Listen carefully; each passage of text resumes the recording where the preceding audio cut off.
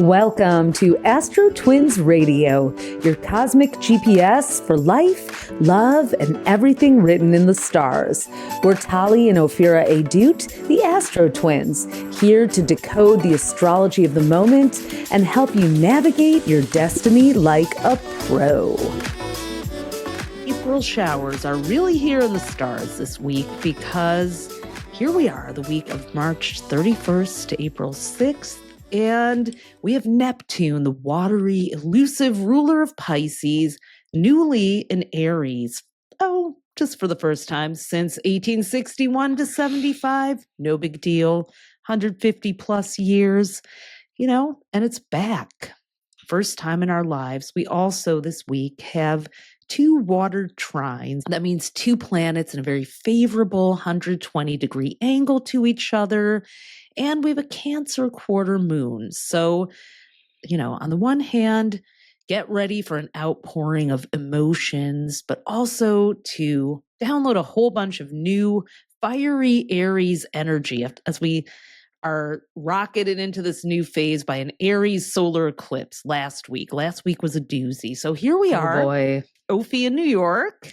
And Tali in Seattle, ready to help you splash, surf, ride the waves of this new era. Overall, April is a much calmer month, though, than March was. March gave us eclipse seasons. I mean, we still have Mercury and Venus retrograde in Pisces, too, so that adds to the watery element. Mercury is going to turn direct next Monday, April 7th, and then on April 12th, Venus will turn direct. So I'm finding really mixed reviews about this high retrograde season. So also raise your hand if you're ready for March to be over, because I think some people have been these Venus so March was two eclipses, which are big moments of change, and two retrogrades. All of Q1 gave us the outer planets, Mercury, Venus, and Mars, all having retrograde compressed unusual. It doesn't usually happen in such a compressed way. So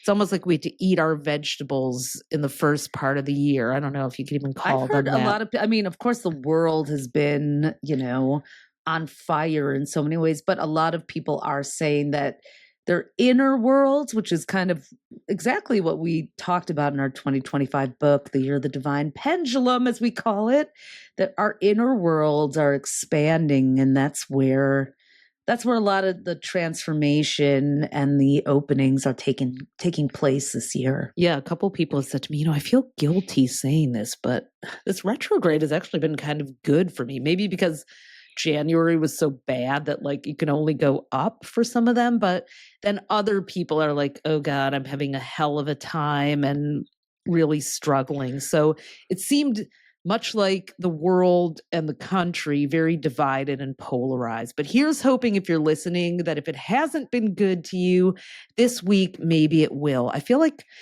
this week is about a lot of the stuff that's been bubbling below the surface coming up. So we have we don't really have any transits until Friday and Saturday and Sunday, but so we're going to circle back and talk about Neptune and Aries, because that just happened. I feel like that is the big story of the week. And I think it is. Neptune last moved into Aries one day after the Civil War began with the Battle of Fort Sumter, right? It was April 12th. Rebels April attacked 12th. a U.S. fort, and it actually fell to them, and that began the Civil War. So while the Confederates did it fall to? Yeah. Okay. I mean, it fell. Yeah, it was surrendered. So it was just kind of what's happening in the White House right now. Exactly. It's very, everything feels as unprecedented. And we wrote about it on our Substack and talked about it a bit last week, but it really began with a lot of tariffs. We have three Substack posts. We're new to it, but one is about Meghan Markle and the other two are about Neptune and Aries and the Civil War. And this week's is about something we're going to talk about too. spiritualism, the stock market, and all the seances. Let's lay the groundwork of what was happening when Neptune was in Aries last time, because I really think that's going to give people a sense of hope of what's coming. Because I think yes, so too. the Civil War began one day before Neptune went into Aries in April of 1861. However, this spanned until 1875. So Neptune cycles are long. They're about 15 years long. And that was a profound period because, well, it was, there was Reconstruction, which was post-Civil War. There was abolition. There was the suffrage movement. And drifting on in from Neptune and Pisces was also the heart of the spiritualist era. This was a time where, the veil was thin and no one was making any apologies for it. People would regularly meet in their parlors for seances and call in the dead. Abraham Lincoln's wife, Mary Todd Lincoln, right? Ophi, she had seances in the White House. She did. Yep. One of their sons died. And then there was a whole thing with photography where this one photographer was printing these double exposure pictures that would show like a ghost putting their hands on someone's shoulders. And then it became this whole exposed fraud. Yeah. There's this famous picture of her with Abraham Lincoln's ghost behind her. And it was like, this photographer captured the dead. And then, so, I mean, double exposures and they're Neptune. So Neptune. But is it an illusion or is it real? Yeah. Yeah. But I mean, Neptune's in Aries until October 22nd of this year. And then it goes back in next year until 2038. So we're getting our first taste of it. And we're going to have a taste of Uranus and Gemini from July 7th to November 7th. Now, this is not only the first time since Neptune's been in Aries since the 1800s, and then Uranus since the 1940s. It takes every 84 years. But in the mid 1800s, there were a few years where both of them were in those signs. Oh, okay. Yeah. And then in the late 1700s, Pluto was in Aquarius and Saturn was in Aries. And that was in the 1790s when funny enough, the stock market has been talking to us, maybe through the spirits. I don't know. The New York Stock Exchange was first started with the Buttonwood Agreement in 1792 when Pluto was in Aquarius and Saturn was in Aries. And then its address, where it is now, was in 1865.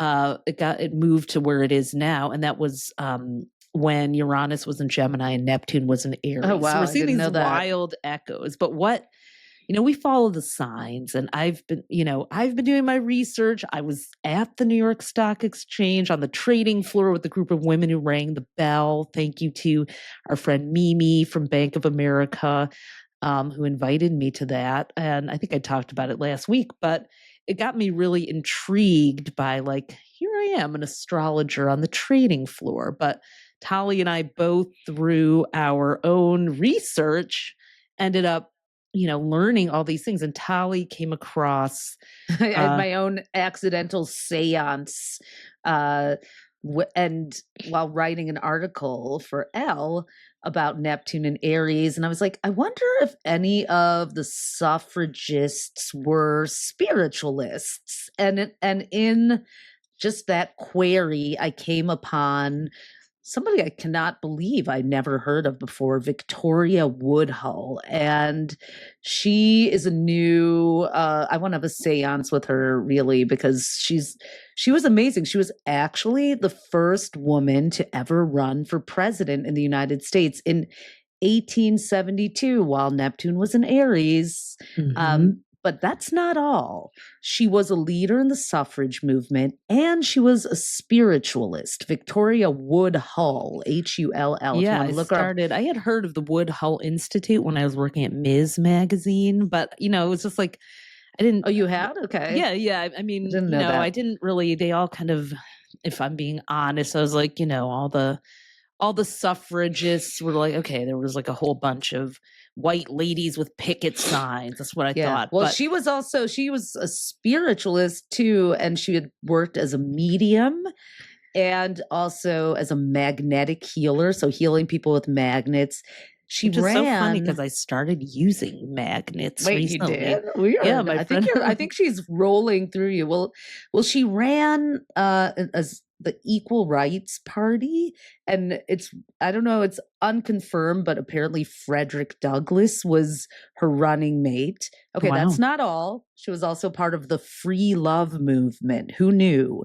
There was a free love movement in the 1860s too, not just the 1960s, where they believed that women should be able to get it on like men. I mean, what happened? Talk about regression. Right. Well, it's the Victorian era too, and the train. They started to have train rides and everything, the rail. But she was also, let me get this out here. I can't stop talking. There's so much to say about her. She was also the first woman to work on Wall Street. She and her sister had the first female-owned brokerage, and she was a publisher of a newspaper. What was you did a little research into that, right? Yeah, she and her sister. So Victoria Woodhull was either a 29-degree Virgo or a 0-degree Libra. She was born on September Scorpio 23rd. moon, though. Yeah. Scorpio moon. Oh my gosh. And she and her sister, who was a Scorpio, Tennessee, they were from the Midwest, and they went out to New York and they were working as mediums for Cornelius Vanderbilt, who was a Gemini spiritualist. And he was really into it. And he helped fund their brokerage in 1870. So they became the first female-owned brokerage, gave them stock tips. They used their spiritualist abilities, and they became this big sensation. And that was right before she ran for president in 1872. They created their own magazine or newspaper, weekly newspaper. And they start to spread their ideas about spirituality and sex education and free love and all these badasses. Oh there were a couple of badass women. So, I mean, it's just so interesting and prominent during that era. So that gives us some hope. We need some. So here's Neptune, which is spirituality and people rising up out of the ether with this pioneering Aries energy. Now, one of the things people don't know about us that much is that we worked for Gloria Steinem. I was an editor at Ms. magazine in 1998 and 99 when Gloria, who's an Aries, organized an all-women's investor group to buy Ms. magazine, which was started in 1972, the year we were born. She bought it back from Time Inc., who was going to shut it down. And we actually, they moved the office from near Rockefeller Center down to Exchange Place, which is one of the corners of Wall Street where the New York Stock Exchange is. It's on Exchange, Broad, Wall Street, New Street. I know. She always used to joke about broads coming down to Broad Street. And then Tali created the first website for Ms. when they went online. So, and built it. So we have had some time down there, but I think about Gloria Steinem because she's an Aries and was following in the footsteps of Victoria Woodhull and the many, many women who fought for equal rights who've come before. So I feel like, and let's not forget about Harriet Tubman too, but who was also huge and led a successful battle, the first woman to ever lead a successful battle in kanji, and she just also was guided by visions. Apparently, she'd been hit in the head by an overseer as a child with cement, and they just made her go right back to work.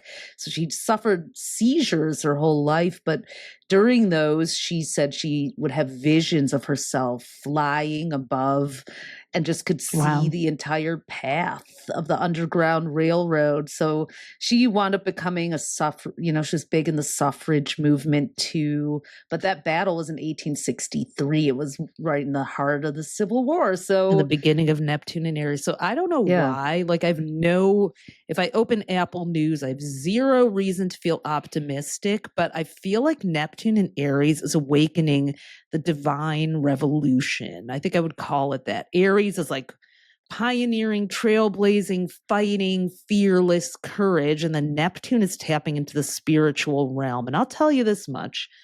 All these DOGE, MAGA, etc. people, whatever, maybe forces they might be tapping into, they ain't on Neptune's side of the street, okay? They are not divine. Pluto, maybe. Pluto's shadows they're playing in, and they don't know what they're messing with. But when it comes to Neptune, Neptune may obscure things and veil things, but they are not on the side of the veil that I think I feel like the emergence of spirit. We've been talking about like Dolores Cannon, another Aries woman, on the last few podcasts, but I'm just going to spiritually out myself and be like, I think that these spirits are going to be talking to those of us who want to hear their messages from whatever dimension they're in and guiding us. So I'm going to be continuing to listen and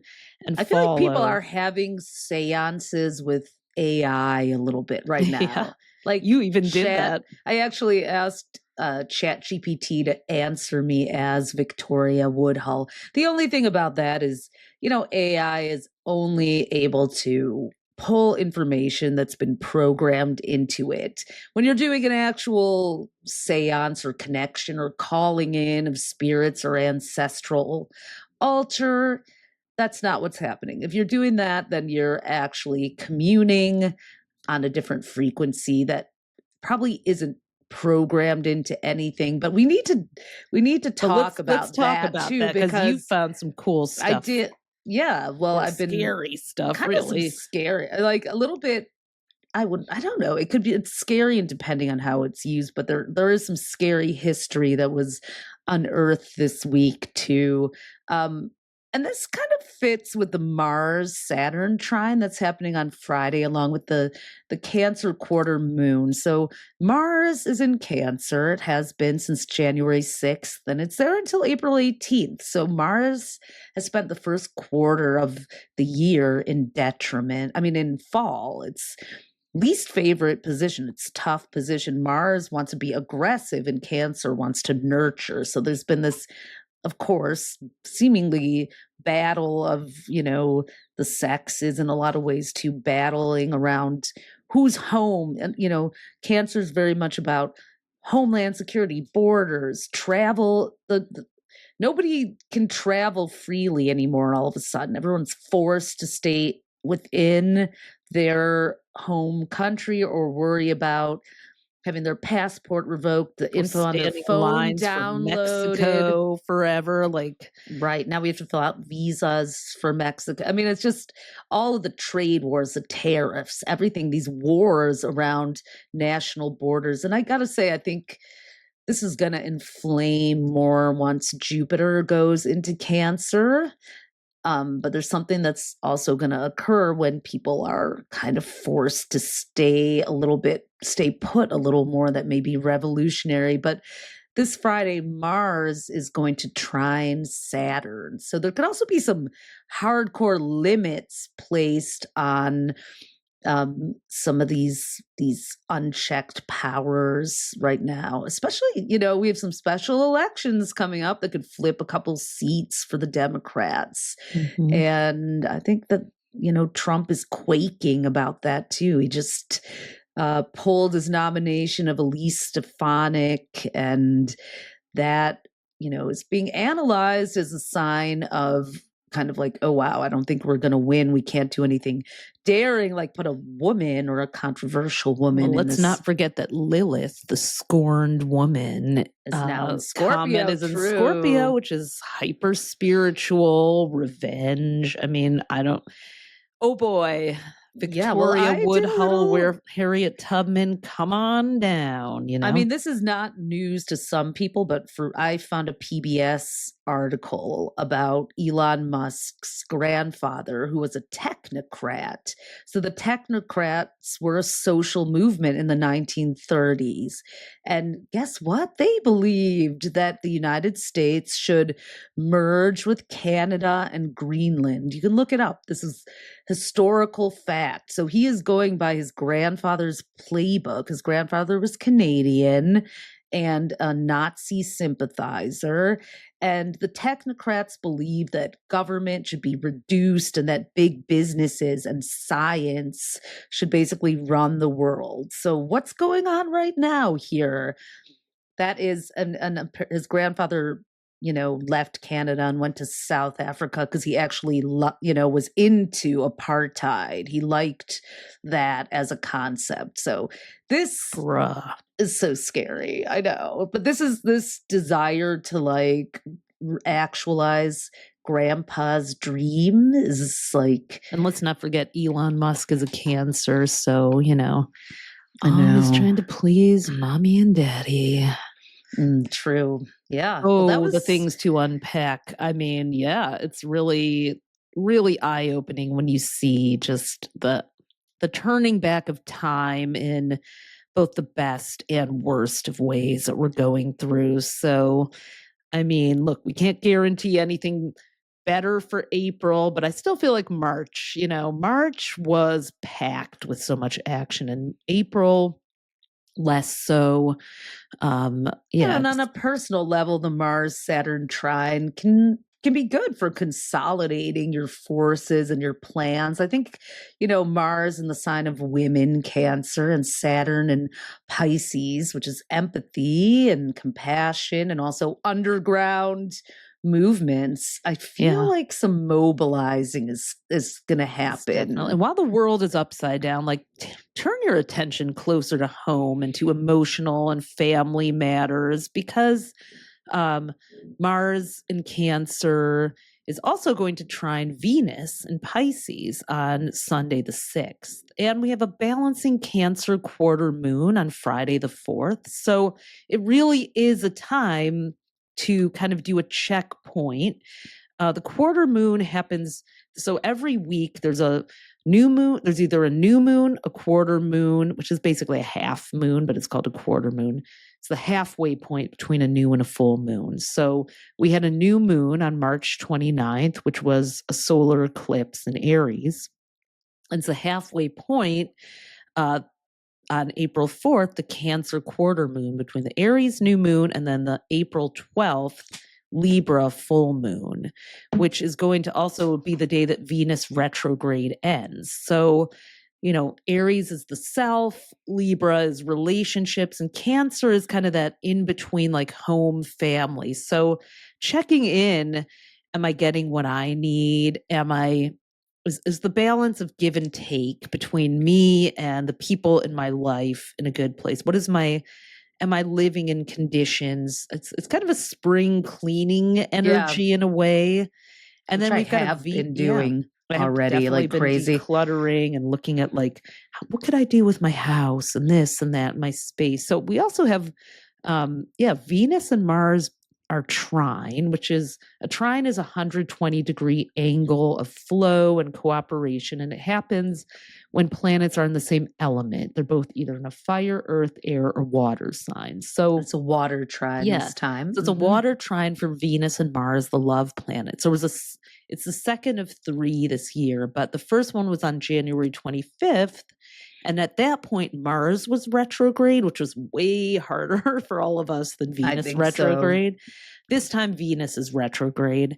So both and Mars is direct. And Mars is not. So both of them are kind of like, if you want to move forward and tap into the harmony of the trine, you do have to do the retrograde work of looking at what's not working or what needs to be improved. Retrogrades are an inspection and review of the past. You can't avoid looking at the past or what's not working, but it's a moment of harmonizing. I think talk about talk about what you haven't been talking about, whether that's with a romantic partner, a family member, a roommate, someone you're close to, a friend.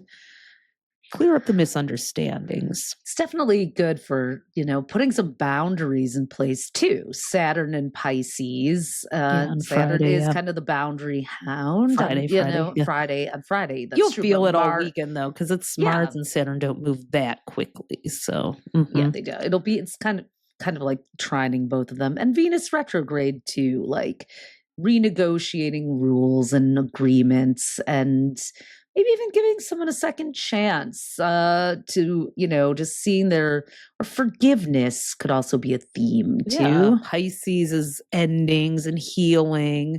It's what I love about Neptune and Aries. Neptune is the ruler of Pisces, which is the final sign, the 12th sign, but Aries is the first sign. So it's again another one of those paradoxical energies, and that's a container now all the way until 2038 that we're going to be living in. So I know I got to talk about this a little bit more because I have been reading a book by futurist Ray Kurzweil. The Singularity is Nearer. This came out in 2024, went to press in 2023. So he is a futurist, a transhumanist, which are people who are all, like they believe that humanity can be our experience of being human can be heightened by merging with technology. Oh, and he's an Aquarius. Shocker. Of course he is. He is like the Pluto and Aquarius, poster boy. He wrote The Spiritual Age of Machines, I think in 1999. He's been right. He basically predicted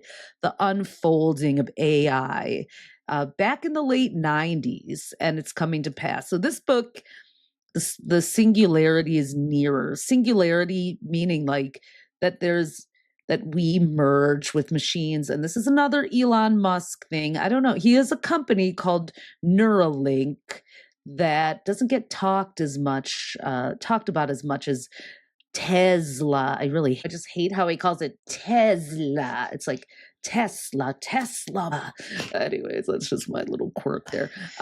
No, it's annoying. But Neuralink is one of his companies. We've been hearing about Starlink, but what Neuralink has figured out how to do, and they're doing it under the guise of, we're making these great medical advancements. They have figured out how to insert thread-like computing into your neocortex, into the brain. And it is actually doing miraculous things. It's helping people who have ALS think and then speak. It's like text to speech, but like using your brain. It's helping people move mechanical arms who have amputations by just I think we using wrote their about brain. this in our We did write about it. 2024 book. We right? actually did write about it, but I've been listening to this book. I am just starting to think about where are we heading with this? Where is this? And Elon Musk is a transhumanist. Like, God knows what he's threaded into his brain. Is thinking ahead to like the 2030s and 2040s and talking about how we'll be able to like literally stack our brains, expand our brain capacity. The vision is that we can have a thought and it uploads to the cloud. But I'm just like, and the mind control that can happen when Uranus goes into Gemini, and Aries actually rules the head. So Gemini rules mental capacities. Neptune, the subconscious. Are we going to be trying to hack our subconscious minds during Neptune and Aries? It could get really scary if we don't get have served ads about stuff I'm thinking about, not even saying aloud sometimes. So I'm like, I don't even know. This might already be happening, but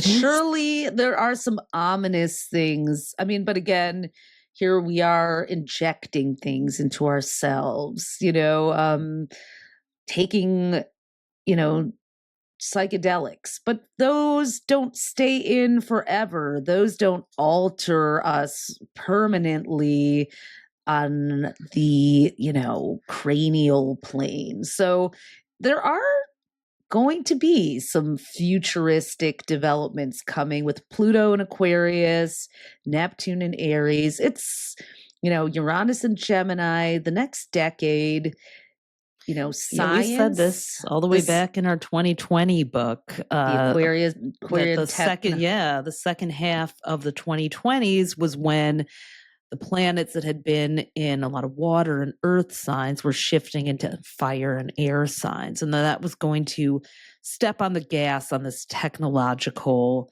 revolution, the age of air and fire. So it's almost like, are people going to divide into like two camps? Like, the people who refuse to be altered, which might even be, kind of it's weird. You can't tell what Bobby RFK Jr. is even thinking, but the people who don't want anything injected into their bodies, or, and then people who are like, sign me up, send me to outer space, like Katy Perry, drop some, Neuralink, testing into my brain. I think, oh, Katie. Human beings are really outdoing ourselves. We're doing the most, but not having the best results overall. But it's feeling really sci-fi. But I've got to say, remember as a kid watching the Jetsons, and when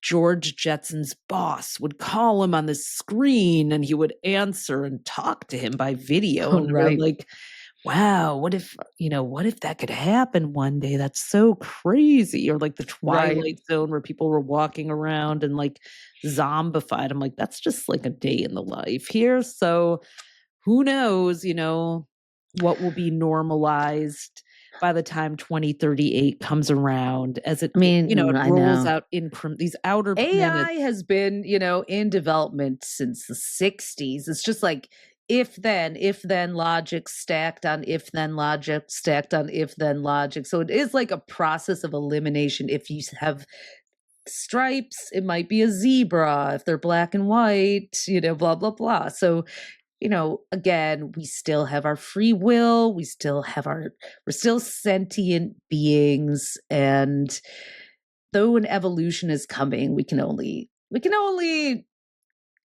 conjecture. We still don't know. There are divine forces at play, and with Neptune in Aries now, they're going to move in some novel directions. Because Neptune also rules communities that are marginalized or suffering or struggling. And our own alma mater, University of Michigan, announced the cancellation of its diversity DEI initiatives too this week, and we owe our entire career really to, we started a magazine. That's how we ended up at Ms. Magazine, a magazine called Hues, as a student project. It was a magazine for all the women who never saw themselves represented in mainstream magazines, but loved to read those anyway. We're like, what if we could just make a glossy magazine that showed us and our friends and people that we know? And we went around produced by women, self-representation. This was like early races, 90s, sizes, 1991, lifestyles, sexualities. Mm-hmm. Yeah. And so we went and knocked on the doors of all these different campus offices, like from the sorority and fraternity ones to like, the African American and Latino and Jewish student unions. And they all gave us like $50 or $100 grants. And we cobbled them together to print the first issue, and then became very ambitious with each issue and made it a national magazine. And Gloria Steinem found it. And that's how we ended up at Ms., ended up in New York, ended up in our whole careers. It all unfolded from there. Astrology was something that we used to talk about at the meetings. So, I mean, when I think about like 30 years later that we wouldn't have had the chance, and I've been reading a book called She Wolves about the women on Wall Street, the first women in the 50s, 60s, 70s, 80s, and how horribly they were treated. And it just has reminded me like these gains that are being cut are so relatively new. We're talking like within the last 20 to 30 years at most, that there would be even more than one woman in these rooms, and Really? things that these women put up with from the men, they're just absolutely abominable. I mean, I think I get so angry just listening to it, but I'm also like, wow, this is so. I'm hoping that Neptune in Aries reminds us, okay, or ignites the fight in a way. I know. I'm like, is this going to be where's our Neptune and Aries fight songs? You know, we may not be able to rely on institutions, but Neptune and Aries was a time when new movements were born, and we may have to rely on spirits. We might have to do some, or the Pluto and Aquarius collective. I think about, like, if I was at the university now and we wanted to do this, what would we do? And I thought, well, you know what? We would figure out a way. So I think we're going to see a lot of resourcefulness. Aries is a very can-do sign. Not that we should have to, but like, I think that one of the messages is going to be like, do not give up without a fight. Do not give up easily. Be resourceful and stand up for your beliefs and keep or look for fighting. Novel places to gather and find. It's like maybe one of the things we used to do for fundraisers was we had these hip hop dance parties, but there was a fraternity that would host them, and we'd have these groups of people that you would never find on the dance floor together, all at a frat house, which was the most unlikely thing, but I still feel so proud looking back at that. So like, find your allies, I think, is a message for April. And make no assumptions about where you might find them. Because they could be tucked away in places that you didn't expect. Or they may also not look like someone you think would be an ally. So make no assumptions that anyone is or is not an ally. But we're definitely stepping into some uncharted terrain here for this phase of the game. Because in the 1860s, they had Ouija boards. Now we have ChatGPT. But there are also going to be snake oil salesmen. We're going to be seeing it all. And of course, we'll be with you to get through. Don't buy what? Don't buy those double exposure photos. Right. Get your aura photo instead, which I love. I don't know, but who even knows, right? Well, we'll be with you to talk about it every step of the way. So wishing everybody an excellent week. And if you want to connect your ancestors this Tuesday, if you go to our Instagram, it's women's only still, but we have an ancestral breathwork journey. We've been doing them for the last year. Very powerful experience with sand cymes. And you can go sign up through our Instagram at AstroTwins. It's on Tuesday.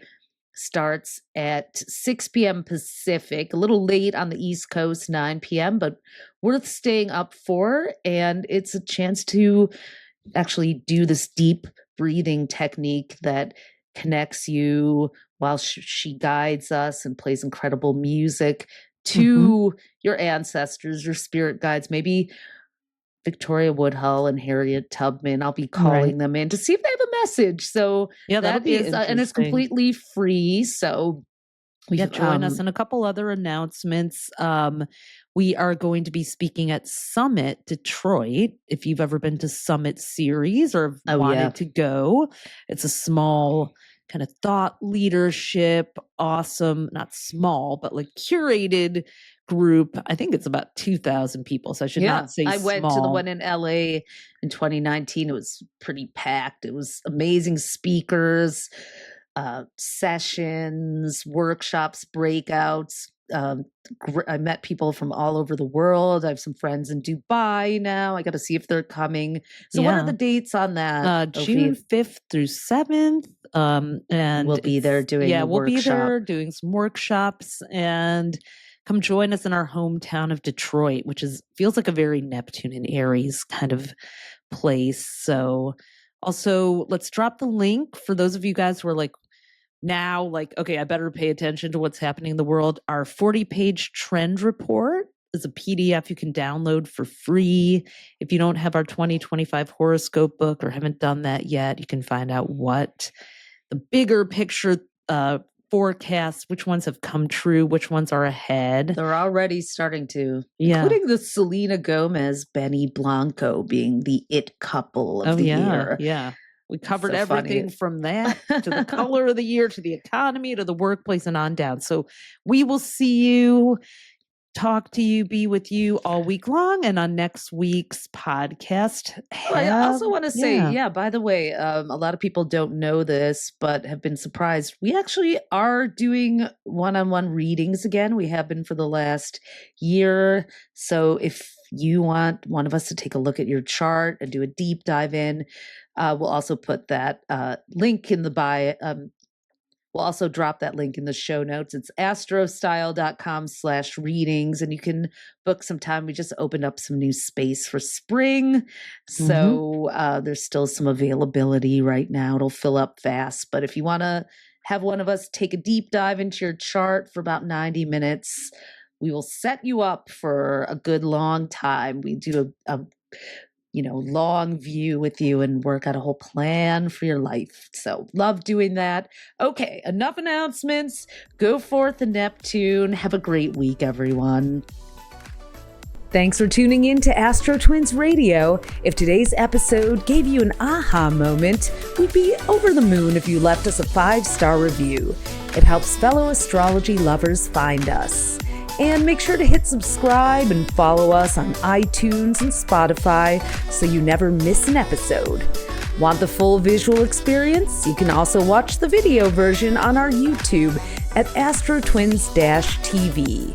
Be sure to follow us on Instagram at AstroTwins and head over to astrostyle.com to read your free daily, weekly, and monthly horoscope that we write for you with love. Until next time, move with intention and let the universe meet you there.